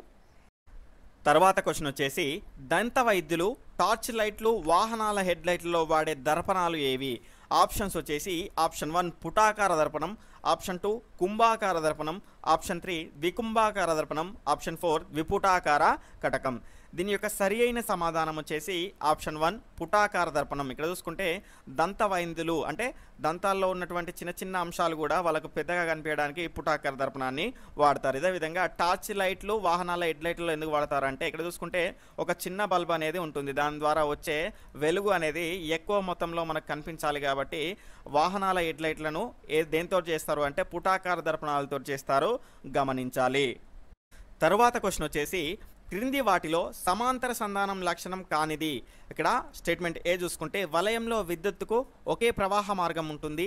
స్టేట్మెంట్ బి, ఒక బల్బు ఆరిపోతే మిగతా బల్బులు ఆరిపోవు. ఇక్కడ ఆప్షన్స్ చూసుకుంటే ఏ కామా బి సరైనవి, ఆప్షన్ 2 ఏ మాత్రమే సరైనది కాదు, తర్వాత బి ఏ కామా బి సరైనవి కాదు, ఆప్షన్ 4 వచ్చేసి బి మాత్రమే సరి అయినది కాదు, అంటే దాని లక్షణం అనేది కాదు. ఇక్కడ జాగ్రత్తగా గమనిస్తే సరి కానిది అడిగాడు, అంటే లక్షణం కానిది అడిగాడు. ఇక్కడ చూసుకుంటే దీని యొక్క సరి అయిన సమాధానం వచ్చేసి ఆప్షన్ 2 ఏ మాత్రమే దాని యొక్క లక్షణం కాదు, బి దాని యొక్క లక్షణం అవుతుంది. ఇక్కడ చూసుకుంటే వలయంలో విద్యుత్కు ఒకే ఒక ప్రవాహ మార్గం ఉంటుంది అన్నాడు. ఇక్కడ చూసుకుంటే సమాంతర సంధానంలో వలయంలో అనేక విద్యుత్ ప్రవాహ మార్గాలు ఉంటాయి, గమనించాలి. కాబట్టి ఇది రాంగ్ ఆప్షన్. ఇక్కడ చూసుకుంటే అనేక విద్యుత్ ప్రవాహ మార్గాలు ఉంటాయి కాబట్టి ఒక బల్బ్ ఆరిపోయింది అనుకోండి, మిగిలిన బల్బులు అనేటివి వెలుగుతూ ఉంటాయి. తరువాత క్వశ్చన్ వచ్చేసి, ఎస్ఐ పద్ధతిలో వేగానికి ప్రమాణం ఏమిటి? ఇక్కడ ఆప్షన్స్ వచ్చేసి option 1 kilometre per second, option 2 metre per second, option 3 kilometre per hour, option 4 metre per second. దీని యొక్క సరి అయిన సమాధానం వచ్చేసి ఆప్షన్ 4 మీటర్ పర్ సెకండ్ అనేది ఎస్ఐ పద్ధతికి ప్రమాణం. ఇది మూల ప్రమాణం అండి, దాని అవసరం మేరకు మనం కిలోమీటర్ అవర్ ఆ రకంగా మార్చుకుంటూ ఉంటాము, గమనించాలి. తర్వాత క్వశ్చన్ వచ్చేసి, కిలోమీటర్ పర్ అవర్ను మీటర్ పర్ సెకండ్లోకి మార్చాలి అంటే ఎంతతో గుణించాలి? ఆప్షన్స్ వచ్చేసి ఆప్షన్ 1 5/18, ఆప్షన్ 2 18/5, ఆప్షన్ 3 వచ్చేసి 6/18, ఆప్షన్ 4 18/6.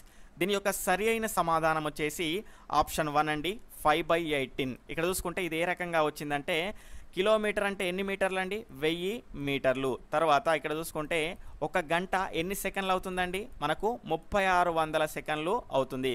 ఇక్కడ చూసుకుంటే ఈ 2 zeros ఈ 2 zeros గెట్ క్యాన్సిల్. ఇక్కడ చూసుకుంటే 2 5ల 2 18ల, ఈ రకంగా 5/18 అనేది మనకు వస్తుంది, గమనించాలి.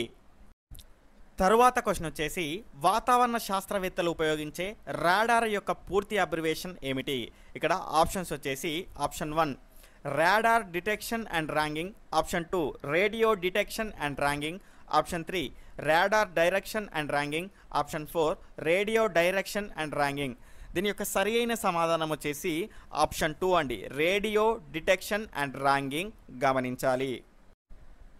తరువాత క్వశ్చన్ వచ్చేసి, సతీష్ ఒక దారానికి చివర రాయి కట్టి దాన్ని గిరగిరా తిప్పాడు, దానిలో ఏ ఏ చలనాలు ఉంటాయి? ఆప్షన్స్ వచ్చేసి ఆప్షన్ 1 భ్రమణ చలనం, ఆప్షన్ 2 స్థానాంతర చలనం, ఆప్షన్ 3 డోలన చలనం, ఆప్షన్ 4 1 and 2. దీని యొక్క సరి అయిన సమాధానం వచ్చేసి ఆప్షన్ 4 1 and 2 అండి. ఇక్కడ చూసుకుంటే ఒక దారానికి చివర రాయిని కట్టి మనం తిప్పినప్పుడు ఏమవుతుంది? అదొక స్థిర బిందువు ఆధారంగా ఈ రకంగా తిరుగుతూ ఉంటుంది, కాబట్టి అది భ్రమణ చలనం. తర్వాత ఇక్కడ చూసుకుంటే ఈ రాయి అనేది ఎటు కదులుతుందో అందులో ఉన్నటువంటి అణువులు కూడా అటే కదులుతున్నాయి, కాబట్టి అది స్థానాంతర చలనం కూడా అవుతుంది, గమనించాలి. తరువాత క్వశ్చన్ వచ్చేసి, క్రింది వాటిలో సరికానిది ఏది? ఇక్కడ స్టేట్మెంట్ 1 చూసుకుంటే ఒక విధమైన పరిసరాలకు ఒక వస్తువు ఒకే సమయంలో నిశ్చల స్థితిలోనూ చలనంలోనూ ఉంటుంది. ఇక్కడ స్టేట్మెంట్ 2 చూసుకుంటే కదులుతున్న రైలు చక్రాలు భ్రమణ చలనం మరియు స్థానాంతర చలనంలో ఉంటాయి. ఇక్కడ చూసుకుంటే ఆప్షన్ 1 వచ్చేసి 1, 2, ఆప్షన్ 2 వచ్చేసి 1 మాత్రమే, ఆప్షన్ 3 వచ్చేసి 2 మాత్రమే, ఆప్షన్ 4 వచ్చేసి ఏది కాదు. దీని యొక్క సరి అయిన సమాధానం వచ్చేసి ఆప్షన్ 4 ఏది కాదు. ఎందుకంటే ఇక్కడ చూసుకుంటే సరికానిది ఏది అని అడిగాడు. ఇక్కడ చూసుకుంటే సరైనది ఇవన్నీ సరి అయినవే అండి. కాబట్టి సరికానిది ఏది లేదు కాబట్టి రైట్ ఆప్షన్ వచ్చేసి ఆప్షన్ 4 గమనించాలి. ఇక్కడ చూసుకుంటే ఒక విధమైన పరిసరాలకు ఒక వస్తువు ఒకే సమయంలో నిశ్చల స్థితిలోనూ చలనంలోనూ ఉంటుంది. ఇంతకుముందే ఆల్రెడీ చెప్పుకున్నాం కదా, మనం బస్సులో ఉన్నప్పుడు మన పక్కన ఉన్న వాళ్ళతో పోల్చుకుంటేనేమో స్థిరంగా ఉంటాం. అదేవిధంగా పక్క నుంచి విండోలో చూస్తే మాత్రం బయట ఉన్నటువంటి చెట్లు భవనాలు వాటితో పోల్చుకుంటే మాత్రం చలనంలో ఉన్నట్టు అనిపిస్తుంది. తర్వాత ఇక్కడ చూసుకుంటే కదులుతున్న రైలు చక్రాలు భ్రమణ చలనం మరియు స్థానాంతరం రెండూ కలిగి ఉంటాయి. కాబట్టి ఇవి రెండూ సరైనవే. సరికానిది అన్నాడు కాబట్టి మనకు ఏదీ లేదు కాబట్టి రైట్ ఆప్షన్ వచ్చేసి ఆప్షన్ 4 గమనించాలి. తరువాత క్వశ్చన్ వచ్చేసి 50 క్వశ్చన్స్ ఇద్దాం అనుకున్నాను, కానీ ఇంకో అడిషనల్గా 10 క్వశ్చన్స్ కూడా ఇవ్వడం జరుగుతుంది, గమనించాలి. ఇక్కడ చూసుకుంటే పిండి పదార్థాలను నిర్ధారించే పరీక్షలో ఉపయోగించే ద్రావణం ఆప్షన్స్ వచ్చేసి గాఢ అయోడిన్, ఆప్షన్ 2 గాఢ హైడ్రోజన్, ఆప్షన్ 3 సజల అయోడిన్, ఆప్షన్ 4 ఏదీ కాదు. దీని యొక్క సరి అయిన సమాధానం వచ్చేసి ఆప్షన్ 3 సజల అయోడిన్ని మనం ఉపయోగిస్తాం. ఇక్కడ చూసుకుంటే పరీక్ష నాళికలో మనం ఏం చేస్తాము అంటే అయోడిన్ని తీసుకొని నీటిని కలుపుతూ ఏం చేస్తాము అంటే అయోడిన్ స్ఫటికాలకు పసుపు రంగు లేదా గోధుమ రంగు వచ్చే వరకు కలుపుతూనే ఉంటాం. ఆ రెండిట్లో ఏది వచ్చినా కూడా పిండి పదార్థాలను నిర్ధారించడానికి ఉపయోగిస్తాము, గమనించాలి. తరువాత క్వశ్చన్ వచ్చేసి పిండి పదార్థాల నిర్ధారణకు అయోడిన్ స్ఫటికాలకు నీటిని కలుపుతూ ఏ రంగు వచ్చే వరకు సజలం చేస్తారు. ఇక్కడ ఆప్షన్స్ వచ్చేసి ఆప్షన్ 1 ముదురు నీలి, ఆప్షన్ 2 పసుపు, ఆప్షన్ 3 గోధుమ, ఆప్షన్ 4 2 and 3. ఇంతకుముందే చెప్పుకున్నామండి. దీని యొక్క సరి అయిన సమాధానం వచ్చేసి ఆప్షన్ 4 2 and 3. చూసుకుంటే పిండి పదార్థాల నిర్ధారణకు అయోడిన్ స్ఫటికాలకు నీటిని కలుపుతూ ఇక్కడ చూసుకుంటే పసుపు లేదా గోధుమ రంగు వచ్చే వరకు ఈ రకంగా సజలం చేస్తారు, గమనించాలి. తరువాత క్వశ్చన్ వచ్చేసి ఒక పదార్థమునకు ప్రోటీన్ నిర్ధారణ పరీక్ష చేసినప్పుడు రంగుల మార్పు ఏ రకంగా ఉంటుంది. ఆప్షన్ 1 నీలి రంగు నుంచి వంకాయ రంగు, ఆప్షన్ 2 నీలి రంగు నుంచి ముదురు నీలం రంగు, ఆప్షన్ 3 నీలి రంగు నుంచి లేత నీలం రంగు, ఆప్షన్ 4 1 and 2. దీని యొక్క సరి అయిన సమాధానం వచ్చేసి ఆప్షన్ 4 1 and 2 అండి. ఇక్కడ చూసుకుంటే ఒక పదార్థంలో ప్రోటీన్ కనుక ఉంది అనుకోండి, అది ఏ రకంగా మారుతుంది అంటే నీలి రంగు నుంచి వంకాయ రంగు లేదా నీలి రంగు నుంచి ముదురు నీలం రంగు. ఇక్కడ చూసుకుంటే వంకాయ రంగు అన్న ముదురు నీలం రంగు అన్న రెండు ఒకటే, గమనించాలి. తరువాత క్వశ్చన్ వచ్చేసి క్రింది వాటిలో సరైనది ఏది. స్టేట్మెంట్ 1 చూసుకుంటే తృణధాన్యాలు పప్పులు పాలు తగినంత తీసుకోవాలి. స్టేట్మెంట్ 2 పండ్లు కూరగాయలు ఆకుకూరలు ఎక్కువ మోతాదులో తీసుకోవాలి. ఆప్షన్ 3 నూనె పదార్థాలు జంతు సంబంధిత పదార్థాలు తక్కువ మోతాదులో తీసుకోవాలి. ఆప్షన్ 4 నెయ్యి వెన్న జున్ను వంటి పదార్థాలు అప్పుడప్పుడు అవసరం మేరకు తీసుకోవాలి. ఇక్కడ ఆప్షన్స్ వచ్చేసి ఆప్షన్ 1 1, 2, 3 సరైనవి, ఆప్షన్ 2 పైవన్నీ సరైనవే, ఆప్షన్ 3 3, 4, 1 సరైనవి, ఆప్షన్ 4 వచ్చేసి 1, 2, 4 సరైనది. ఇక్కడ చూసుకుంటే దీని యొక్క సరి అయిన సమాధానం వచ్చేసి ఆప్షన్ 2 అండి, పైవన్నీ సరైనవే. ఇక్కడ చూసుకుంటే తృణధాన్యాలు ఇందులో కార్బోహైడ్రేట్స్, ఇక్కడ చూసుకుంటే పప్పులో మన ప్రోటీన్స్, తర్వాత పాలు వీటిలో అన్నీ అంటే అవన్నీ ఉంటాయి కాబట్టి తగినంత తీసుకోవాలి. తర్వాత పండ్లు కూరగాయలు ఆకుకూరలు ఎక్కువ మోతాదులో తీసుకోవాలి, ఎందుకంటే ఇందులో విటమిన్స్ అనేటివి ఉంటాయి కాబట్టి అవి మన శరీరాన్ని రోగాల బారి నుంచి కాపాడుతాయి కాబట్టి ఇవి ఎక్కువ మోతాదులో తీసుకోవాలి. తర్వాత నూనె పదార్థాలు జంతు సంబంధిత పదార్థాలు తక్కువ మోతాదులో తీసుకోవాలి, ఎందుకంటే కొవ్వు అనేది మనకు తక్కువగా అవసరం ఉంటుంది కాబట్టి. తర్వాత నెయ్యి వెన్న జున్ను వంటి పదార్థాలు అప్పుడప్పుడు అవసరం మేరకు తీసుకోవాలి, ఎందుకంటే ఇవి పూర్తిగా మనకు కొవ్వు పదార్థాలు కాబట్టి గమనించాలి. తర్వాత 55వ క్వశ్చన్ వచ్చేసి ఆధునిక వైజ్ఞానిక పోషణ శాస్త్రవేత్త అయిన లేవోయిజర్ ఏ దేశస్థుడు. ఆప్షన్స్ వచ్చేసి option 1 Italy, option 2 England, option 3 Greek, option 4 French. దీని యొక్క సరి అయిన సమాధానం వచ్చేసి ఆప్షన్ 4 ఫ్రెంచ్, గమనించాలి. ఇక్కడ జాగ్రత్తగా గమనిస్తే లేవోయిజర్ ఆక్సిజన్కు పేరు పెట్టాడు, ఆక్సిజన్ అని పేరు పెట్టింది లేవోయిజర్, అదేవిధంగా దాన్ని కనిపెట్టిందేమో ప్రీస్లీ, గమనించాలి. తరువాత క్వశ్చన్ వచ్చేసి ఈ క్రింది వానిలో సరికానిది ఏది. ఇక్కడ ఆప్షన్ 1 వచ్చేసి స్కర్వీ వ్యాధి తాజా కూరగాయలను పండ్లను తినడం ద్వారా నయమవుతుంది. ఆప్షన్ 2 దీనిని కనుగొన్నది జేమ్స్ లిండ్. ఆప్షన్ 3 దీనిని కనుగొన్న సంవత్సరం వచ్చేసి 1952. ఆప్షన్ 4 తర్వాత 1952లో కొన్ని రకాల వ్యాధులు కొన్ని రకాల ఆహార పదార్థాలను తినడం ద్వారా నయం చేయవచ్చని తెలుసుకున్నారు. ఇక్కడ ఏమడిగాడు, ఇందులో సరికానిది ఏది అని అడిగాడు. ఇక్కడ చూసుకుంటే ఆప్షన్ 3 అనేది సరికాదు. ఇక్కడ చూసుకుంటే జేమ్స్ లిండ్ ఏం చేశాడు అంటే స్కర్వీ అనే వ్యాధి తాజా కూరగాయలు పండ్లను తినడం ద్వారా నయం అవుతుంది అని కనుక్కున్నాడు. అది కనుక్కున్న సంవత్సరం వచ్చేసి 1752, 1952 కాదు, గమనించాలి. తర్వాత క్వశ్చన్ వచ్చేసి ఏ క్రింది వాటిలో సరి అయినది ఏది? స్టేట్మెంట్ 1 వచ్చేసి నీలి లిట్మస్ను ఎరుపు రంగులోకి మార్చేవి క్షారాలు. స్టేట్మెంట్ 2 ఎరుపు లిట్మస్ను నీలి రంగులోకి మార్చేవి ఆమ్లాలు. స్టేట్మెంట్ 3 వచ్చేసి జాడు స్వభావం ఉన్న పదార్థాలకు క్షార స్వభావం ఉంటుంది. స్టేట్మెంట్ 4 వచ్చేసి రుచికి పుల్లగా ఉండేవి ఆమ్లాలు. ఇక్కడ ఆప్షన్స్ వచ్చేసి 1, 2, 3 సరైనవి. ఆప్షన్ 2, 2, 3, 4 సరైనవి. ఆప్షన్ 3 వచ్చేసి 1, 2 సరైనవి. ఆప్షన్ 4 వచ్చేసి 3, 4 సరైనవి. దీని యొక్క సరి అయిన సమాధానం వచ్చేసి ఆప్షన్ 4, 3, 4 సరైనవి. పైన 2 ఎందుకు సరికావు అంటే నీలి లిట్మస్ను ఎరుపు రంగులోకి మార్చేవి క్షారాలు కాదండి, ఆమ్లాలు. అదేవిధంగా ఎరుపు లిట్మస్ను నీలి రంగులోకి మార్చేవి ఆమ్లాలు కాదు, క్షారాలు, గమనించాలి. ఇక్కడ చూసుకుంటే జారుడు స్వభావం ఉన్న పదార్థాలకు క్షార స్వభావం ఉంటుంది. ఇక్కడ చూసుకుంటే సబ్బుని తీసుకున్నప్పుడు అది మన చేతిలో నుంచి జారుతూ ఉంటుంది కాబట్టి, ఎందుకంటే అందులో సోడియం హైడ్రాక్సైడ్ అనే క్షారం ఉంది కాబట్టి. అదేవిధంగా రుచికి పుల్లగా ఉండేటివి ఆమ్లాలు. మనకు నిమ్మరసం కనుక చూసుకుంటే అందులో ఆమ్లం ఉంటుంది. అది రుచికి ఏ రకంగా ఉంటుంది? పుల్లగా ఉంటుంది. సిట్రిక్ ఆమ్లం అనేది అందులో ఉంటుంది, గమనించాలి. తరువాత క్వశ్చన్ వచ్చేసి చీమ కుట్టినప్పుడు విడుదలయ్యే ఆమ్లం. ఆప్షన్స్ వచ్చేసి ఆప్షన్ 1 ఎసిటిక్ ఆమ్లం, ఆప్షన్ 2 ఫార్మిక్ ఆమ్లం, ఆప్షన్ 3 టార్టారిక్ ఆమ్లం, ఆప్షన్ 4 సల్ఫ్యూరిక్ ఆమ్లం. దీని యొక్క సరి అయిన సమాధానం వచ్చేసి ఆప్షన్ 2 ఫార్మిక్ ఆమ్లం. చీమ కుట్టినప్పుడు అది మనలో ఫార్మిక్ ఆమ్లాన్ని రిలీజ్ చేస్తుంది, దానివల్లనే మనకు మంటగా ఉంటుంది. దీని యొక్క విరుగుడు ఏంటంటే సబ్బు నీళ్ళు లేదా సర్ఫ్ నీళ్ళు, ఎందుకంటే అందులో క్షారం అనేది ఉంటుంది. ఆమ్లానికి విరుగుడు క్షారం కాబట్టి ఆ నీళ్ళతో కడగడం ద్వారా ఏమవుతుంది అంటే మనకు ఆ పెయిన్ అనేది తగ్గుతుంది. తర్వాత క్వశ్చన్ వచ్చేసి సిరామరకలను తొలగించడానికి ఉపయోగించే ఆమ్లం ఏది? ఆప్షన్స్ వచ్చేసి ఆప్షన్ 1 సల్ఫ్యూరిక్ ఆమ్లం, ఆప్షన్ 2 ఆక్సాలిక్ ఆమ్లం, ఆప్షన్ 3 హైడ్రోక్లోరిక్ ఆమ్లం, ఆప్షన్ 4 వచ్చేసి నత్రిక్ ఆమ్లం. దీని యొక్క సరి అయిన సమాధానం వచ్చేసి ఆప్షన్ 2 ఆక్సాలిక్ ఆమ్లం. ఇక్కడ చూసుకుంటే సల్ఫ్యూరిక్ ఆమ్లాన్ని ఎరువులలో అదేవిధంగా బ్యాటరీలలో ఉపయోగిస్తారు. అదేవిధంగా హైడ్రోక్లోరిక్ ఆమ్లాన్ని మందుల్లో రంగులు తయారు చేయడానికి ఉపయోగిస్తారు. అదేవిధంగా నత్రిక్ ఆమ్లాన్ని పేలుడు పదార్థాలను తయారు చేయడంలో ఉపయోగిస్తారు. ఇక చివరి ప్రశ్న కనుక చూసుకుంటే 60వ ప్రశ్న బ్లీచింగ్ పౌడర్ తయారీలో ఉపయోగించేటువంటి క్షారం ఏది? Sodium hydroxide, calcium hydroxide, potassium hydroxide, ammonium hydroxide అనేటువంటి అంశాన్ని అయితే మనం ఇక్కడ చూస్తున్నాం. దీనికి సంబంధించిన ఆన్సర్ని ఈ లైవ్ చార్ట్ అనేటువంటిది అంతా కూడా కంప్లీట్ క్లోజ్ అయిపోయిన తర్వాత వీడియో క్రింద ఈ వీడియో పైన మీ యొక్క అభిప్రాయాన్ని అదేవిధంగా ఖచ్చితంగా దీనికి సంబంధించిన ఆన్సర్ని ప్రతి ఒక్కరు కూడా తెలియజేసేటువంటి ప్రయత్నం అయితే చేయండి. అదేవిధంగా మిగిలిన వాళ్ళు చేశారు కదా అని మనం చేయకుండా ఉండొద్దు, ఎందుకంటే ఎగ్జామ్లో కూడా వేరే వాళ్ళు రాస్తారని మనం రాయకుంటున్నాం కాబట్టి ప్రతి ఒక్కరు మీకు దీనికి సంబంధించిన ఆన్సర్ని కామెంట్ సెక్షన్లో తెలియజేయండి. దాని తర్వాత కనుక చూసుకుంటే ఖచ్చితంగా ఈ వీడియో అనేటువంటిది మీకు ఉపయోగకరంగా ఉంటుంది కాబట్టి మీ యొక్క ఫ్రెండ్స్కు షేర్ చేయండి. కొత్తగా చూస్తున్న వాళ్ళు ఎవరైనా ఉంటే మన ఛానల్ని సబ్స్క్రైబ్ చేసుకోండి. ప్రతి ఒక్కరు కూడా లైక్ చేసి వెళ్ళేటువంటి ప్రయత్నం అయితే చేయండి. బై, టేక్ కేర్, జై హింద్. నెక్స్ట్ మీకు 8th 9th సంబంధించిన గ్రాండ్ టెస్ట్ కూడా వస్తుంది.